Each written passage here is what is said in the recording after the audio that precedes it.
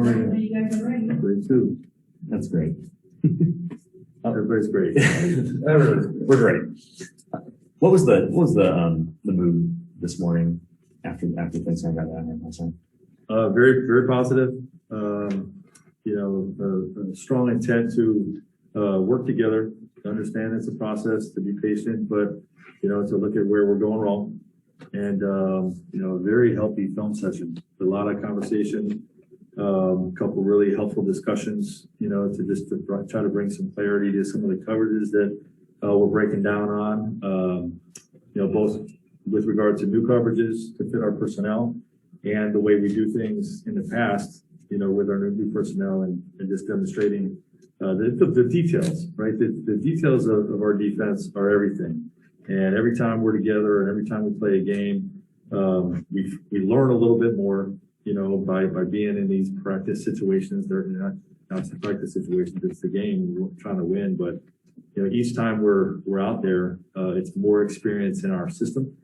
And today was a great growth day for us.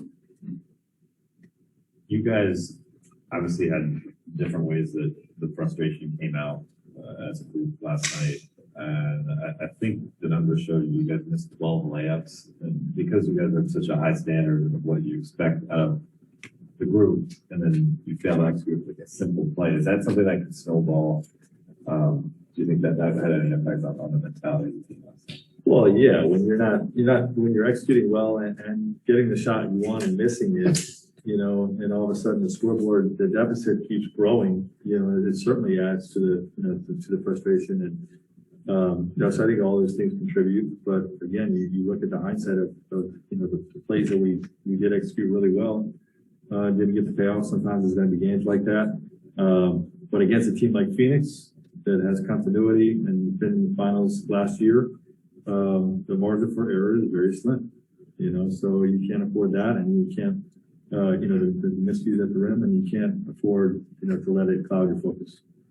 Frank, what was Wayne able to do today on court wise? Is he trending towards a return? Yeah, he's still day to day. I'm not sure exactly what he did on the court. Our group only walked through stuff, so I'm not sure if he did pre-practice work or not.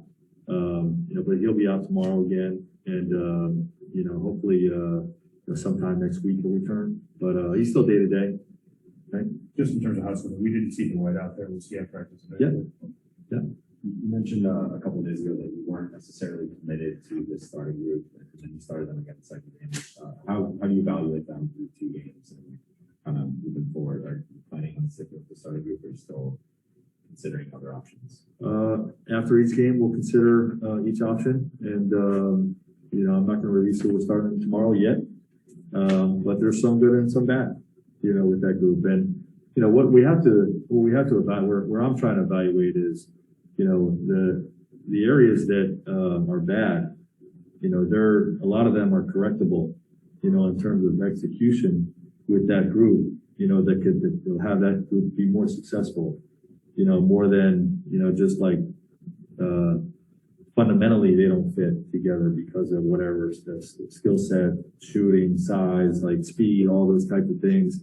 You look at them sort of separately, and right now, it feels like, our execution for the details of our defense in particular can really be a lot better. And then, obviously some offensive spacing things as well. So, we're still a work in progress and we're still evaluating. I was just going to say, like, kind of along those lines, some of these errors were kind of like of the to be expected, I think, variety, right?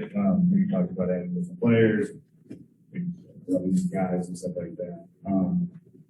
And some of the errors have been also more self-inflicted than we expected. Some of the things, like in terms of like big to start the second half, right? And be just like just like straight to the rim, stuff like that. Has that been surprising?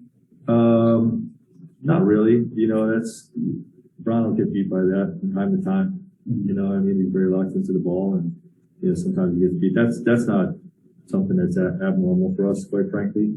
I do think that we have to continue to build our conditioning, so the extra effort plays, are more prevalent. There were some great effort plays that really, energized the group, but not enough of them. and too many plays where an extra effort could have changed the outcome that we didn't make.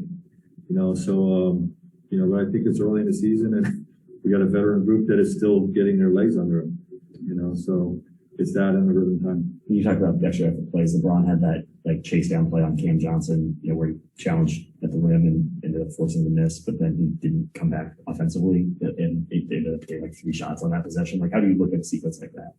Yeah, we wanted everybody to change ends. But the bigger thing is, the one that stuck out to me was when he busted over a screen with Crowder and got a deflection and went and triggered a break for us.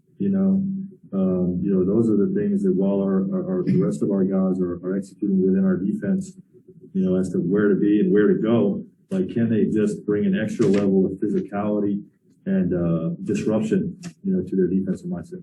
Quick follow on the conditioning aspect. Well, you guys just have to use the games to get that. You have a back-to-back coming up. Obviously, today was a film session type of day. Part of why we played the fourth quarter the way we did. Yes.